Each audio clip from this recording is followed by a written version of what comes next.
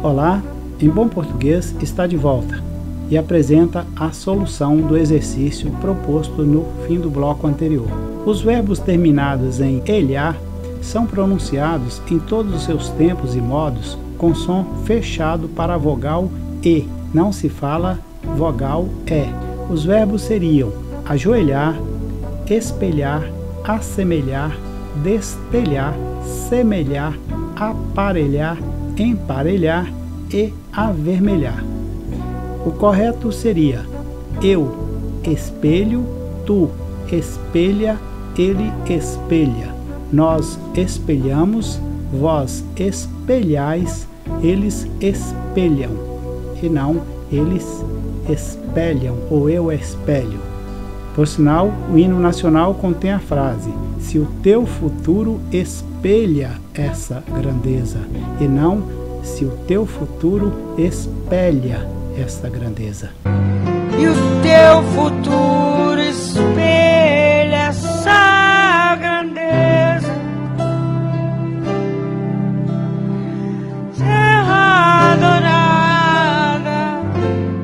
Até 31 de dezembro de 2008, havia a determinação de que algumas palavras recebessem acentos chamados diferenciais, que são aqueles acentos, às vezes agudos, às vezes circunflexos, apenas para mostrar que existe uma diferença em relação a outras palavras que são escritas de maneiras muito parecidas. Era o caso, por exemplo, da palavra forma em comparação com a palavra forma. Forma era escrito sem acento, enquanto que forma recebia um acento circunflexo para mostrar: estamos falando da forma, não da forma. A partir de 1º de janeiro de 2009, o Acordo Ortográfico da Língua Portuguesa determinou que fossem eliminados esses acentos diferenciais.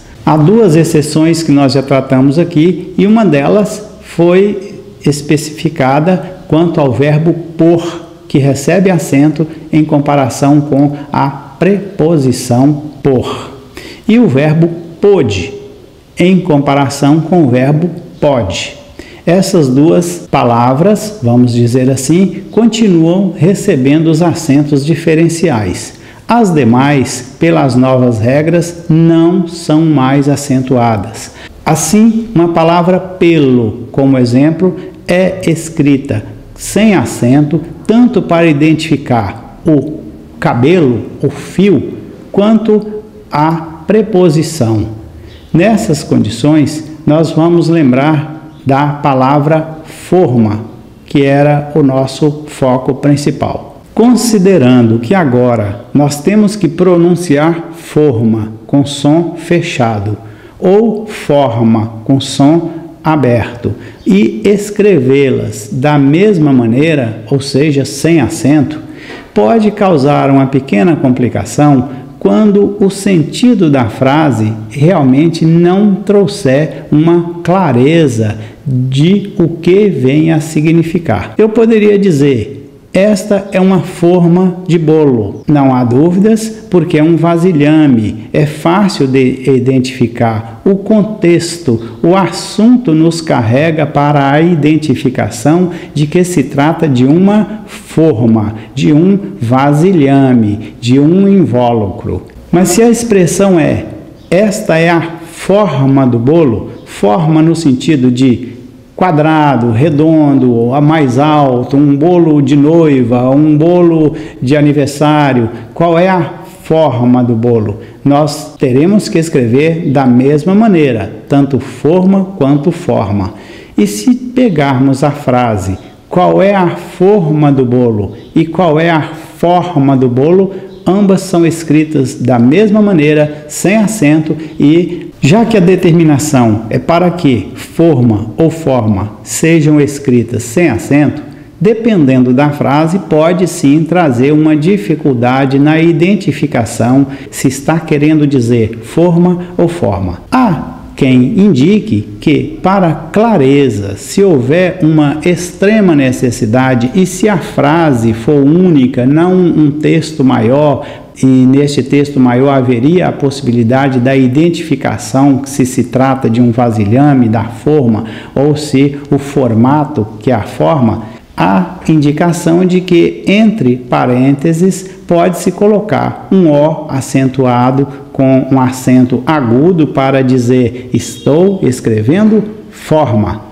ou com um acento circunflexo, para como se estivéssemos dizendo estou escrevendo forma. Ainda essa determinação de que não levem acentos diferenciais às palavras, com exceção de por e pôde, nós lembramos do para.